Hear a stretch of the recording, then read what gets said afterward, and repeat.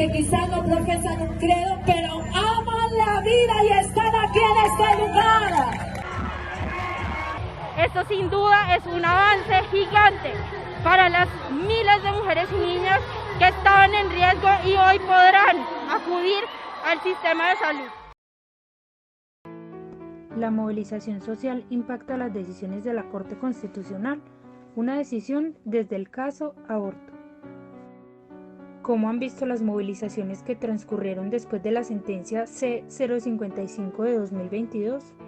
Definitivamente han sido una locura. Por un lado, quienes se hacen llamar provida han puesto la penalización del aborto como un nuevo caballo de Troya en medio de unas campañas electorales marcadas por la desconfianza y el escepticismo de los colombianos, mientras que los grupos y movimientos sociales de mujeres no dejan de celebrar el avance hacia el reconocimiento de sus derechos. Pero podríamos llamar avance el permitir el aborto hasta las 24 semanas. Pues ya un niño, un bebé de 24 semanas puede sentir dolor, escuchar. Y ahora una mujer que puede estar incluso hasta la semana 24. Creo que ahí podríamos hablar de un retroceso a la protección de los derechos del nasciturus. Está claro que el tema del aborto es un tema bien polémico. Un tema donde vemos enfrentados varios derechos, varios principios y varios fines constitucionales. Sin embargo, decir que es un retroceso es partir de equiparar la protección que el sistema jurídico debe a la mujer con la protección dada a la probabilidad de una nueva persona. La Corte Constitucional, en la sentencia C-355 de 2006, hizo una distinción clara y habló sobre las diversas intensidades de protección, por lo que la bandera provida, que equipara la vida de quien apenas puede o no nacer vivo y constituir una persona en los términos civiles, con quien ya es una persona que es titular de derechos, obligaciones y libertades, es apenas un exabrupto y conlleva a reducir el tema de discusión. No creo que sea una cuestión de reducir, sino de proteger a la vida por nacer. La libertad sexual y reproductiva debe hablarse antes del embarazo. Una vez embarazada, existe una vida que tiene relevancia. Pero entonces para ustedes se compara la vida del feto con la vida de la mujer que está diciendo no me siento en condiciones para traer una vida al mundo porque tengo otros 6 hijos, porque nunca quiso ser madre, porque no tiene plata. ¿Creen que obligar a parir le va a hacer bien a la mujer y al bebé? Eso es justo lo que debe pensarse, pues un error de los adultos que eligen tener sexo no la puede pagar un bebé en el cual se está gestando. Pero es que es iluso pensar que los métodos de planificación siempre son efectivos. Además, las mujeres tenemos el total derecho de vivir nuestra sexualidad libremente, y vivirla libre significa no tener que traer un bebé al mundo cuando no se tienen las capacidades para hacerlo. Además, la Corte Constitucional, en la sentencia C-055 de 2022, también dijo que se debían adoptar programas de educación sexual y reproductiva. Incluso esa es parte de la reivindicación de los colectivos de mujeres que han hecho presencia en Argentina, México y Colombia. Yo estoy totalmente de acuerdo. Me parece que no se debe llegar al colmo de ridiculizar este asunto, o incluso creer que todas las mujeres van a esperar hasta la semana 24 para abortar, así como tampoco hay que pretender que la mujer pase por todo el proceso del embarazo, con todas las implicaciones que esto conlleva, para luego dar en adopción. Pues esto también desconoce el sistema colombiano en este tipo de trámites. Además, lo que se busca con la posibilidad de elegir interrumpir de forma consentida el embarazo es justamente no irrumpir en la libertad reproductiva, sexual y de conciencia de la persona, de la mujer gestante. Pero yo entiendo que el embarazo afecte a quien sufrió una violación. Pero abortar porque sí, es un homicidio. La Corte Constitucional no respetó la jurisprudencia del 2006 y avaló el homicidio con su nueva sentencia C-055 de 2022.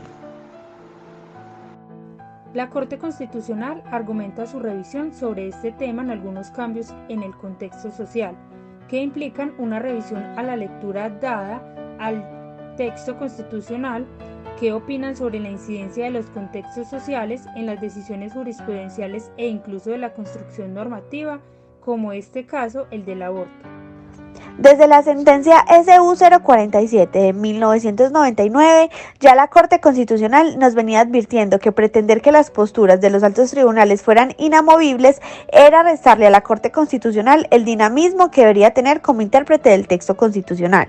Además, ha sido recurrente encontrar como postura acerca de las funciones de los jueces garantizar que exista una correspondencia entre las normas y los contextos sociales. Así que cuando la Corte Constitucional dice en la sentencia C055 de 2022 que es absolutamente necesaria una revisión de la sentencia C355 de 2006, están en lo cierto, en tanto 1. Se han evidenciado barreras que han restringido el acceso al aborto seguro, incluso en los casos previstos en el año 2006, y 2. Que han existido cambios sociales, culturales que deben de tenerse en cuenta para reinterpretar el texto constitucional. Es esto consistente con su línea jurisprudencial y demuestra que el derecho no puede ser estático, por el contrario, debe cambiar junto con la sociedad. Pero con esto se estaría atentando a la seguridad jurídica. La cosa juzgada debe imperar para proteger los derechos. Hoy la Corte ha sido muy clara. Ha dicho que se debe entender que sus líneas jurisprudenciales deben ser dinámicas. Pretender que el derecho sea estático es una pretensión que ignora que la ciencia jurídica toma de diferentes áreas, que se moldea según los contextos, según las épocas, según los eventos. Es evidente que lo que debe respetarse en esta evolución es la progresividad de los derechos, en especial con lo debatido en el caso del aborto. Mire, Colombia desde 1988 se comprometió a erradicar toda forma de discriminación contra la mujer a través de la ratificación de un pacto internacional, por lo que los derechos de la mujer deben irradiar este asunto. Más que la moral, que opta por proteger al nascituro hasta su nacimiento, sin preocuparse por cómo será la calidad de vida y de la familia que le va a rodear, ni mucho menos por las condiciones socioeconómicas que va a enfrentar. Eso mismo ha pasado con el tema de la adopción. Quienes promueven la vida del naciturus, poco o cero interés tienen de adoptar. Pero lo que dicen es que las decisiones de la Corte Constitucional están a la merced de lo que un grupo extremista de feministas desean. Es decir, que si siguen en aumento las movilizaciones de quienes no apoyan el aborto, la decisión debe revisarse de nuevo, bajo la lógica de la correspondencia entre la jurisprudencia y el contexto social. No. Hay que recordar algo, y es un principio constitucional básico que tenemos que tener en cuenta. Este principio versa sobre la no regresividad del derecho. Acá hay un asunto central en las reivindicaciones de los llamados pro vida, y es la idea moral respecto de cuándo surge la vida y desde cuándo debe empezar a protegerse esta. Exacto, la Corte Constitucional ya lo ha aclarado, y es que la vida no es un derecho absoluto y que tiene distintas intensidades de protección, que no es comparable con la protección de la persona humana y la protección al nasciturus. Ambas son vidas. Estamos partiendo de que sus pretensiones son distintas y que ese derecho del nascituro debe de contrastarse con otros derechos y con los fines constitucionales. Lo que hace la Corte Constitucional es preguntarse si la persecución penal es la mejor medida para proteger ese bien jurídico o si pueden existir otras formas. La persecución penal es solo un medio persuasivo. Busca evitar que las mujeres recurran al aborto como método de planificación y anticonceptivo. Claramente la idea no es que llenemos las cárceles con mujeres que abortaron, sino que éstas vean que al existir un riesgo de irse a prisión, es mejor desistir del aborto. Pero es que esa estrategia no ha funcionado. Por el contrario, organismos internacionales han dicho que el 13% de las muertes de madres es producto del aborto. Lo único que ha logrado la penalización es que las mujeres recurran a sitios sin condiciones de salubridad para practicarse un aborto y mueran en el intento. Y ahí es donde la Corte Constitucional reitera lo que los colectivos de mujeres han mantenido como su bandera: educación sexual. ¿Para qué? Para decidir. Métodos de planificación.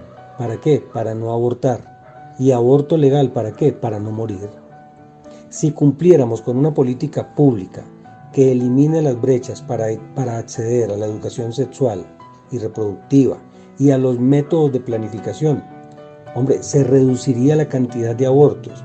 Pero mientras se llega a eso, decidir sobre que el aborto solo se penalizará si se realiza a partir de las 24 semanas de gestación, garantiza que quienes decidan practicarlo lo hagan en condiciones adecuadas y sin poner en riesgo su propia vida, que es lo más delicado. Ha sido un debate súper interesante. Aquí hemos visto que el derecho no puede apartarse de la sociedad, que instancias como la Corte Constitucional no pueden crear líneas jurisprudenciales fijas que no se adecúen a las nuevas lecturas sociales. Por el contrario, la labor del juez constitucional es nutrir la interpretación del texto constitucional con las realidades, pero sobre todo con la pretensión de progresividad de los derechos. Muchas gracias a quienes hoy nos acompañaron y a quienes hoy nos escuchan.